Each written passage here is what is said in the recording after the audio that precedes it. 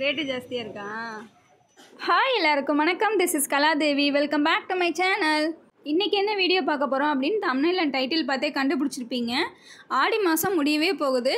இந்த 4 வீக்ஸில் இந்த வீக் வந்து கொஞ்சம் நல்லாயிருக்கு டே. அதனால இந்த வீக் வந்து கூழ் ஊற்றலாம் வீட்டில் அப்படின்னு பிளான் பண்ணியிருக்கோம். ஸோ அதுக்கான வேலைகள் தான் நடந்துகிட்ருக்கு. கூழ் ஊற்றுறதை பற்றி எனக்கு பெருசாலாம் தெரியாது. பிஃபோர் மேரேஜ் சுத்தமாகவே தெரியாது. அதுவும் வீட்டிலலாம் ஊற்றுவாங்க அப்படின்னு எனக்கு சுத்தமாக தெரியவே தெரியாது. கோவிலில் ஊற்றுவாங்க, அது பார்த்துருக்கேன், வாங்கி சாப்பிட்ருக்கேன். பட் வீட்டில் ஊற்றுவாங்க எல்லோரும் அப்படின்னு சொல்லிட்டு ஆஃப்டர் மேரேஜ் தான் தெரியும். பட் வீட்டிலே செம்மையாக செலிப்ரேட் பண்ணுறாங்க. எனக்கு ரொம்ப பிடிச்சிருக்கு ஆக்சுவலாக அது. ஸோ எங்கள் வீட்டில் நாங்கள் எப்படி கூழ் ஊற்றுற ஃபங்க்ஷன் செலிப்ரேட் பண்ணுறோம் அப்படின்றத நான் வீடியோவை எடுத்து வச்சுருக்கேன். ஸோ நீங்களும் அதை பாருங்கள். வாங்க வீடியோக்குள்ளே போகலாம். இந்த வீடியோ வந்து நான் ரொம்ப எடிட் பண்ணிக்கலாம். கொஞ்சம் தான் எடிட் பண்ணியிருக்கேன். கொஞ்சம் லைவ்லியாக இருக்கட்டும் அப்படின்னு சொல்லிட்டு அப்படியே வச்சுருக்கேன். பார்க்குறதுக்கு அதான் நல்லாயிருக்கும் ஒரு ஃபெஸ்டிவல் அப்படின்னா. ஸோ வாங்க வீடியோவில் போய் பார்க்கலாம்.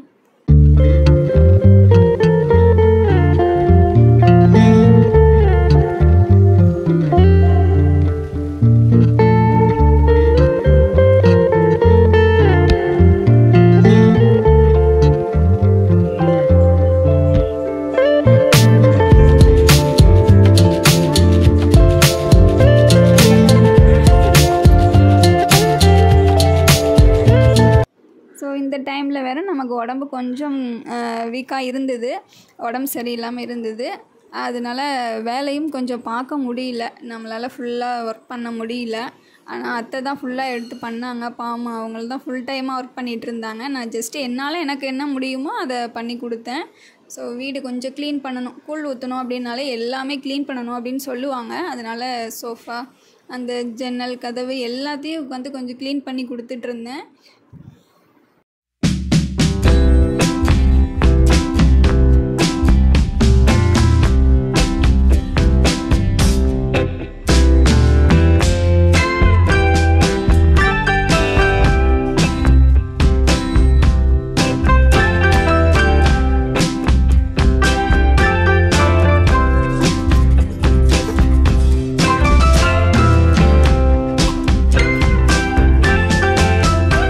வீட்டில் வேலையெல்லாம் முடிச்சுட்டு கொஞ்சம் பர்ச்சேசிங் இருந்தது. அதனால ஈவினிங் போல் நானே ஹஸ்பண்டும் கிளம்பி பக்கத்தில் உள்ள சரவணா ஸ்டோர் தான் போயிருந்தோம். அதுவும் அங்கே போய் பார்த்தா இருக்கிற எல்லாமே நம்ம வாங்கிக்கலாம் அப்படின்ற ஒரு மைண்ட் செட் வருது. பார்க்குறதுக்கு அவ்வளோ பியூட்டிஃபுல்லாக இருந்தது. அழகாக அடுக்கி இருக்கிறது இருக்கட்டும், அந்த வெரைட்டிஸாக இருக்கட்டும், பார்க்குறதுக்கே நம்ம எடுத்துக்கலாம் அப்படின்னு தோணுச்சு. இருந்தாலும் குட்டி குட்டி பொருளாச்சும் எனக்கு வாங்கி கொடுங்க, இது வேணும் அப்படின்னு கேட்டேன். ஒழுங்காக ஓடிடு, இதெல்லாம் வீட்டில் ஆல்ரெடி இருக்குது அப்படின்னு சொல்லி நம்மளை துரத்து விட்டாங்க. ஆக்சுவலாக நாங்கள் என்ன பர்பஸ்க்காக போயிருந்தோம் அப்படின்னா, மெயினாக மாமாவுக்கு வந்து வாட்டர் பாட்டில் வாங்கி ரொம்ப நாளாச்சு. அதனால் புதுசாக வாங்கலாம் ஒர்க்குக்கு கொண்டு போகிறதுக்கு அப்படின்னு தான் பிளான் பண்ணி போயிருந்தோம். பட் ரேஞ்செலாம் கொஞ்சம் காஸ்ட்லியாக இருந்தது. அதனால இந்த டைம் வாங்கலை, நெக்ஸ்ட் டைம் வாங்கிக்கலாம் அப்படின்னு சொல்லிட்டு வந்தாச்சு. அண்ட் வர்ணிகாவோட பர்த்டேக்காக ஒரு ரைட்டிங் டேபிள் கேட்டிருந்தாங்க. ஸோ அதனால் அது பர்ச்சேஸ் பண்ணுறதுக்கு மெயினாக போயிருந்தோம். அதை வாங்கியாச்சு.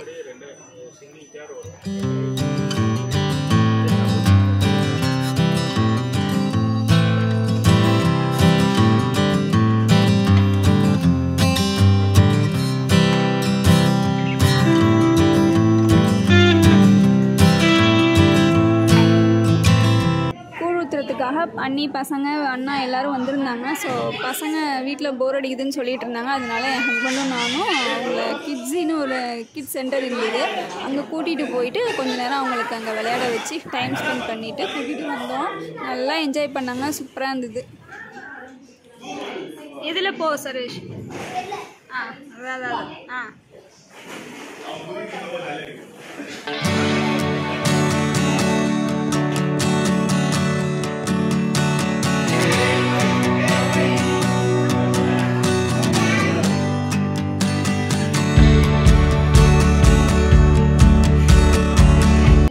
ஆக்சுவலாக அங்கே ½ அன் ஹவருக்கு 160 வாங்கினாங்க. பட் பசங்களுக்கு டைமை தாண்டியும் விளையாடிட்டே இருக்கணும் அப்படின்னு தோணுச்சு. வர மனசே இல்லை. எங்களுக்கு கூப்பிட்றதுக்கு கஷ்டமாக இருந்தது. இருந்தாலும் நமக்கு டைம் முடிஞ்சிருச்சு அப்படின்னு சொன்னாங்க. ஸோ அதனால் அவங்கள ஒரு வழியை வீட்டுக்கு கூட்டிகிட்டு போயாச்சு.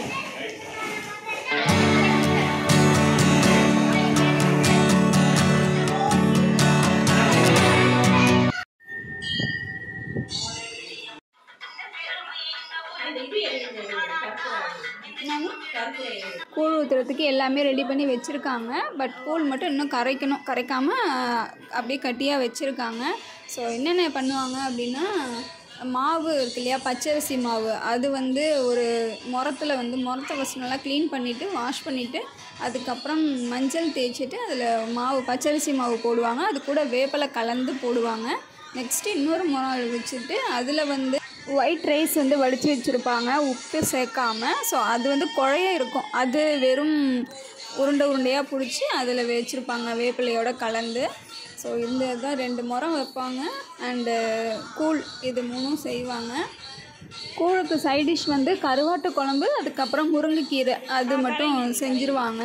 இது 3ம் கம்பல்சரியாக பண்ணணும் சாமிக்கு படைக்கும்போது.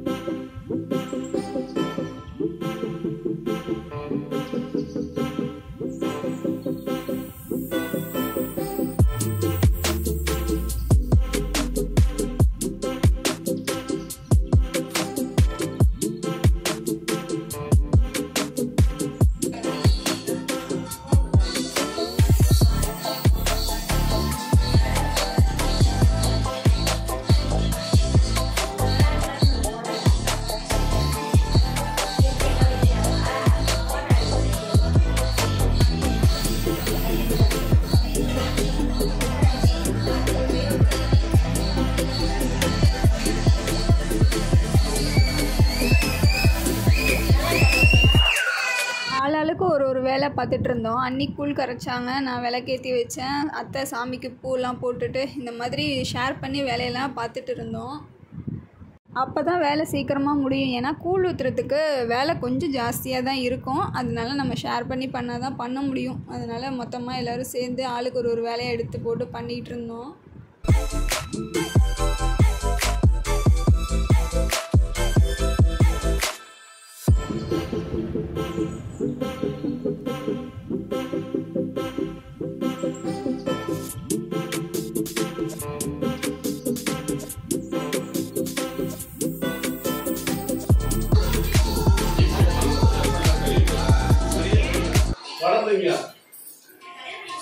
செல்லெல்லாம் கேட்கக்கூடாது. கம்மன் என்ன வேலையா அந்த வேலையை பார்க்கணும். பட்டமா நீ கேட்குற 2 பையனா கேட்க மாட்டோமா?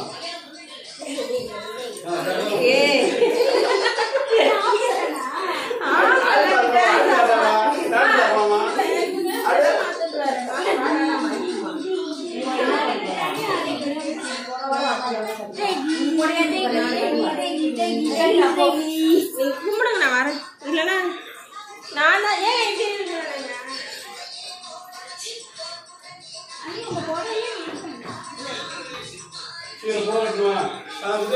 கொட்டாமச்சேரி பரமசி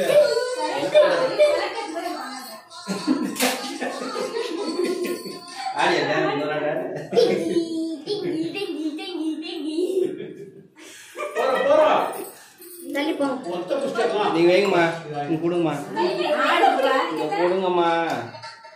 நீங்க 2 கொட்டாங்க வச்சு மேல மேல வச்சா நீங்க கூட தானமா செய்யும்.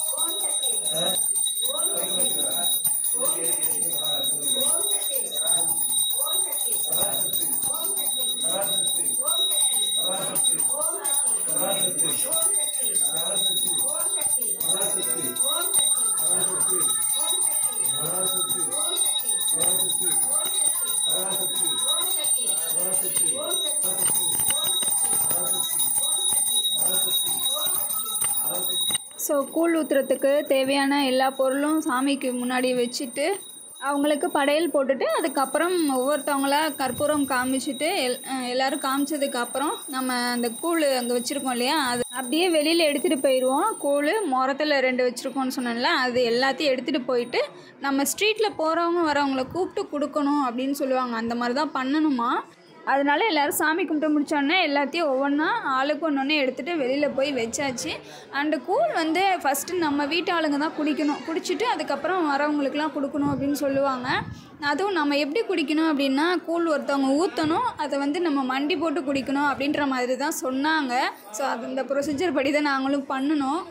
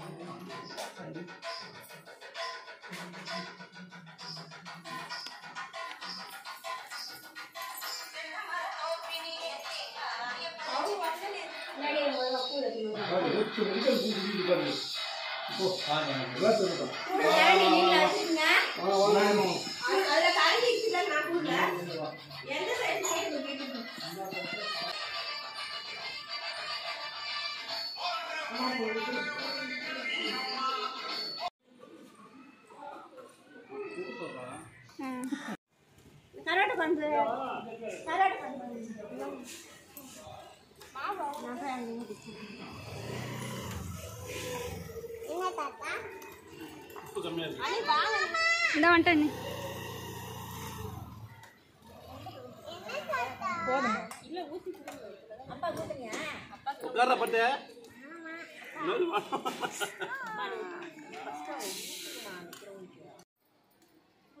உட்காருமா அப்படியே உட்காரு. பக்கத்துல ஏங்க வீடு. ஆஹாமா பாருங்களா.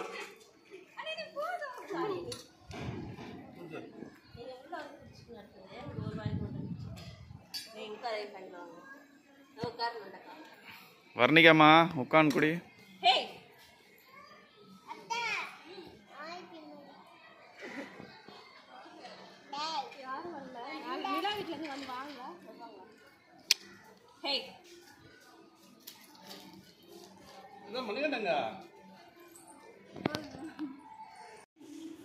நீங்க குடிங்க நீ, அது அப்புறம் பார்த்துக்கலாம்.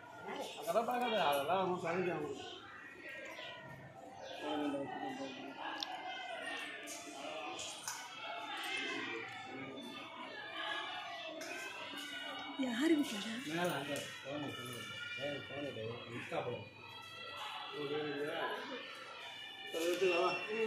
ஸோ எல்லாமே முடிச்சதுக்கப்புறம் கூழ்லாம் குடிச்சதுக்கப்புறமா அந்த இடத்துல தண்ணி தெளித்து விட்டுருவாங்க. ஜஸ்ட்டு பச்சை தண்ணி தெளித்து விட்டுருவாங்க. நாங்கள் எங்கள் எல்லாருக்குமே தலையில் தண்ணி தெளிச்சுட்டு அதுக்கப்புறம் நம்ம வீட்டுக்குள்ளே போனோம் அப்படின்னு சொல்லுவாங்க.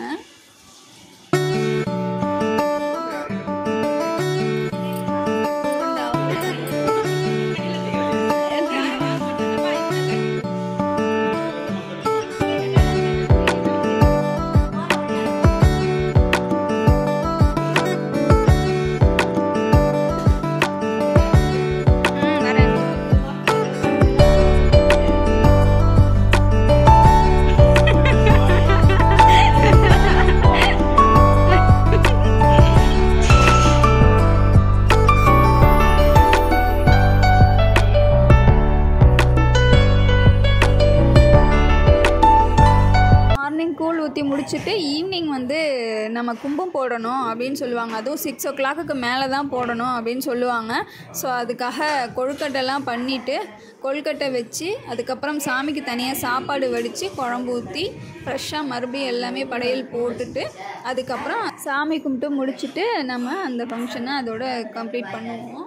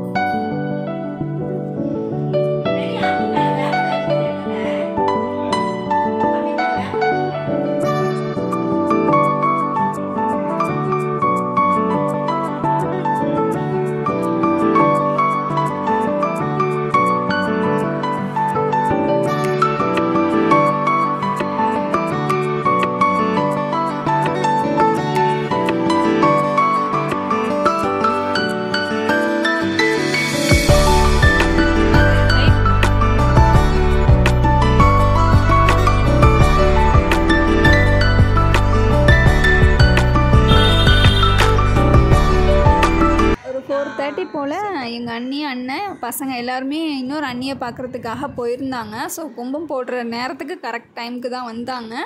ஸோ அந்த டைமில் விளக்கேற்றி முடித்ததுக்கப்புறம் அடுத்து விளக்கேற்றி முடிச்சுட்டு சாம்பிராணி வீட்டுக்கு போடும்போது கரெக்டாக வந்துட்டாங்க.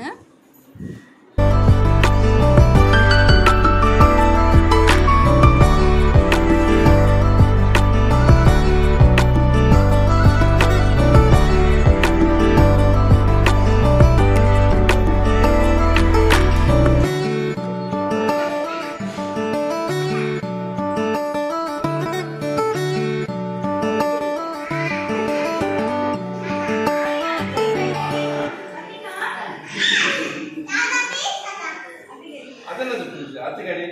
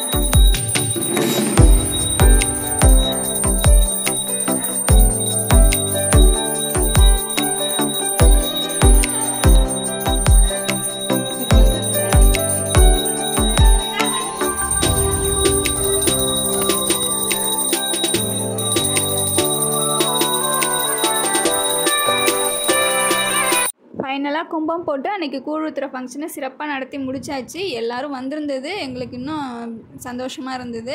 ஸோ சூப்பராக செலிப்ரேட் பண்ணி முடிச்சிட்டோம். எங்களோட ஸ்டைலில் இப்படி தான் நாங்கள் கூழ் ஊற்றுவோம். ஸோ அதை தான் உங்களுக்கும் நான் ஷேர் பண்ணணும்னு நினச்சேன், ஷேர் பண்ணிட்டேன்.